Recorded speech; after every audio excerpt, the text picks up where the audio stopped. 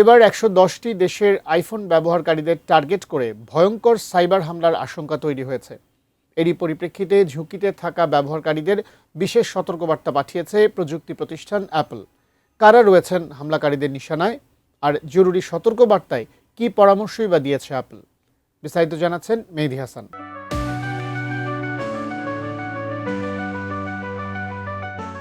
বাইরে থেকে সবকিছুই স্বাভাবিক, অথচ অজান্তেই কেউ হয়তো দেখছে আপনার ব্যক্তিগত বার্তা, শুনছে কথোপকথন কিংবা অনুসরণ করছে প্রতিটি গতিবিধি।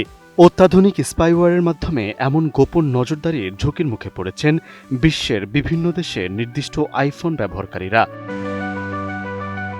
সম্প্রতি টাইমস অব ইন্ডিয়ার এক প্রতিবেদনে বলা হয়েছে, বিশ্বের ১১০টি দেশে সম্ভাব্য স্পাইওয়্যার হামলার টার্গেটে থাকা আইফোন ব্যবহারকারীদের বিশেষ সতর্কবার্তা পাঠিয়েছে অ্যাপল।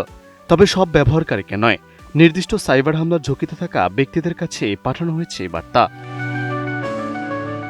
হামলাকারীদের প্রধান লক্ষ্য সাংবাদিক, রাজনীতিবিদ, কূটনৈতিক ও গুরুত্বপূর্ণ সরকারি কর্মকর্তারা। অ্যাপেলের তথ্য অনুযায়ী এসব ব্যক্তিকে নিশানা করতে হামলাকারীরা অত্যন্ত ব্যয়বহুল ও জটিল মার্সেনারি নামের স্পাইওয়্যার ব্যবহার করে। কোনো কোনো ক্ষেত্রে এই প্রযুক্তির পেছনে ব্যয় করা হয় কোটি কোটি ডলার। বহুল আলোচিত পেগাসাস এ ধরনের নজরদারি সফটওয়্যার অন্যতম উদাহরণ। ফোনে প্রবেশের পর স্পাইওয়্যারটি ব্যবহারকারীর ব্যক্তিগত তথ্য ও যোগাযোগের উপর গোপনে নজরদারির সুযোগ তৈরি করতে পারে।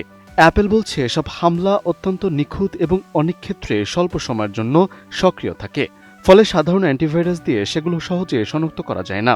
তবে সাধারণ আইফোন ব্যবহারকারীদের এমন হামলার শিকার হওয়ার ঝুঁকি খুবই কম। অ্যাপলের কাছ থেকে বিশেষ সতর্কবার্তা পেলে সেটি অবহেলা না করে দ্রুত ফোনে লকডাউন মোড চালু করার পরামর্শ দেওয়া হয়েছে। প্রয়োজনে আন্তর্জাতিক সাইবার নিরাপত্তা সহায়তা সংস্থা অ্যাক্সেস নাও এর সঙ্গে যোগাযোগ করতেও বলা হয়েছে।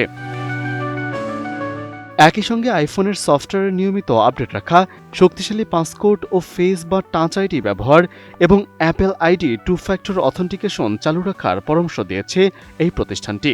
অচেনা লিঙ্ক কিংবা সন্দেহজনক ফাইল থেকে দূরে থাকা এবং অ্যাপেলের সতর্কবার্তা দ্রুত অনুসরণ করাই হতে পারে অদৃশ্য এই নজরদারি থেকে নিরাপদ থাকার সবচেয়ে কার্যকর উপায়। মেহেদী হাসান, এটিএন নিউজ।